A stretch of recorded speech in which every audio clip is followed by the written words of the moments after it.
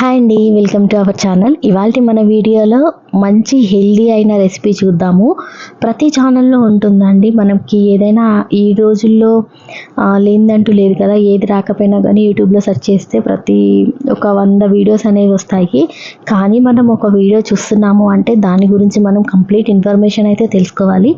So నేను ఈ video ద్వారా అయితే అదే ప్రయత్నిస్తున్నాను. మనం ఈ ఐటెం చేయడమే కాదు, దానివల్ల వచ్చే హెల్త్ బెనిఫిట్స్ కూడా తెలుసుకోవాలన్నమాట. సో అది మన కాన్సెప్ట్. వీడియోని ఫుల్గా చూడండి. అలాగే వీడియో నచ్చితే తప్పకుండా లైక్ చేసి సబ్స్క్రైబ్ చేసుకోండి.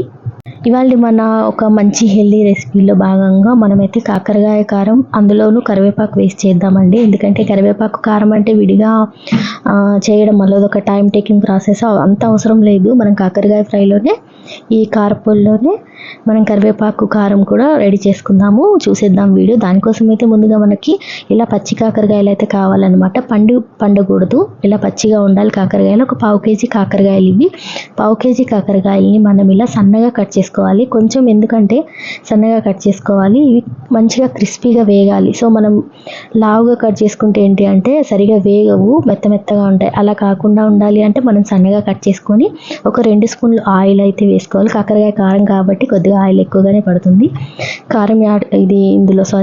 మనం ఆయిల్ యాడ్ చేసుకున్న తర్వాత కాకరకాయలని కొద్దిగా వేసుకొని ఫ్రై చేసుకోవాలి. ఇలా బ్రౌన్ కలర్ రావాలన్నమాట. కంప్లీట్గా బ్రౌన్ కలర్ వస్తే మనకి కారం అనేది క్రిస్పీగా చాలా టేస్టీగా ఉంటుంది. సో ఇలా కొద్దిగా వేసుకొని ఫ్రై చేసుకోవాలి. ఇక్కడ ఇంకొక చిన్న విషయాన్ని షేర్ చేసుకుంటానండి. కాకరకాయ అనేది ఓన్లీ షుగర్ పేషెంట్స్కి మాత్రమే కాదు, చిన్నపిల్లలకు కానీ పెద్దవాళ్ళకి కానీ కడుపులో నులి పురుగులు ఇలాంటి సమస్యలు ఉన్న వాళ్ళకు కూడా కాకరకాయ అనేది చాలా మంచిది డైలీ తీసుకోవడం వల్ల. సో ఇలా కారపొడి చేసుకుంటేనే కదా మనం డైలీ తినగలము. కర్రీస్ అంటే డైలీ తినలేం కదా కాకరకాయ కర్రీ చేసుకొని. సో అందుకన్నమాట కర్రీస్ మనకి డైలీ తినలేము. కాకరకాయ కారం ఇలాంటి మునగాకు కారం ఇలాంటి కారపొడి చేసి పెట్టుకుంటే ఏంటి అంటే మనం డైలీ అన్నంలో కొద్దిగా తినడానికైతే ట్రై చేయొచ్చు అనమాట. సో నెక్స్ట్ దీనికి కావాల్సిన ఇంగ్రీడియంట్స్ ఏంటి అంటే మనం 1/2 కేజీ కారానికి ఒక పెద్ద సైజు ఎల్లిపాయ మొత్తం పడుతుంది. అలాగే ఒక హాఫ్ వరకు కొబ్బరి కుడక ఉంటుంది కదా, హాఫ్ నిమ్మకాయ సైజ్ అంతా చింతపండు అన్నమాట. మనం ఒక బాండి పెట్టుకొని దాంట్లో 1 స్పూన్ ఆయిల్ వేసుకొని ఒక 2 స్పూన్లు పల్లీలు వేయించుకోవాలి. అన్నీ కూడా మనం సపరేట్గా కొద్దిగా క్రిస్పీగా దూరగా వేయించుకుంటే ఏంటి అంటే మనకి కారపొడి తినేటప్పుడు అన్ని పంటి కింద పడతాయి అన్నమాట. క్రిస్పీగా ఉండి చాలా టేస్టీగా ఉంటాయి. సో ఇలా ట్రై చేయండి, అన్నీ ఒకేసారి వేయించకుండా. అండ్ అలాగే మనకి ఇక్కడ 1 కప్పు కరివేపాకు కూడా మనము కొద్దిగా ఎక్కువ యాడ్ చేసుకున్నా పర్వాలేదు అన్నమాట. మనం కరివేపాకు కూడా ఇందులోనే యాడ్ చేస్తున్నాము. సో 1 కప్పు వరకు నేను ఇక్కడ కరివేపాకు తీసుకున్నాను. తర్వాత ఇంకా కొద్దిగా ఆయిల్ వేసుకొని అందులో మనకు కావాల్సిన పప్పులు అంటే పోపు పప్పులు అనేవి ఉంటాయి కదా, మినపప్పు, ఒక 2 స్పూన్లు పచ్చిశనగపప్పు, 2 స్పూన్లు మినపప్పు, ఇవి కొద్దిగా దూరగా వేగిన తర్వాత మనం 1 స్పూన్ ధనియాలు, 1 స్పూన్ జీలకర్ర, ఒక 2 స్పూన్ల అలా నువ్వులు లాస్ట్లో వేసుకోవాలి. ఎందుకంటే ఇవి వేగిన తర్వాత నువ్వులు వేసుకోవాలి. నువ్వులు వేగడానికి ఎక్కువ టైం పట్టదు కాబట్టి. సో అదన్నమాట. ఇవన్నీ కూడా బాగా దూరగా వేగాలి. వేగిన తర్వాత మనం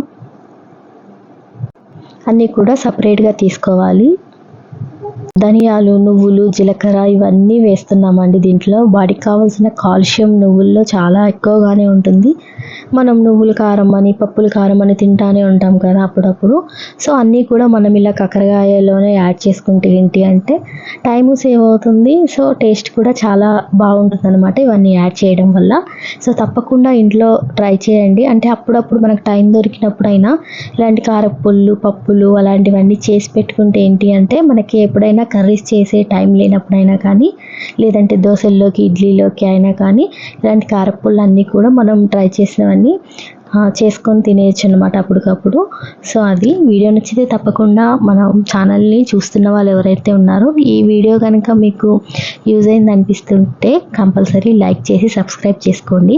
ఇవన్నీ కూడా సపరేట్గా తీసుకోవాలి, అన్నీ కలిపి తీసుకోకూడదు.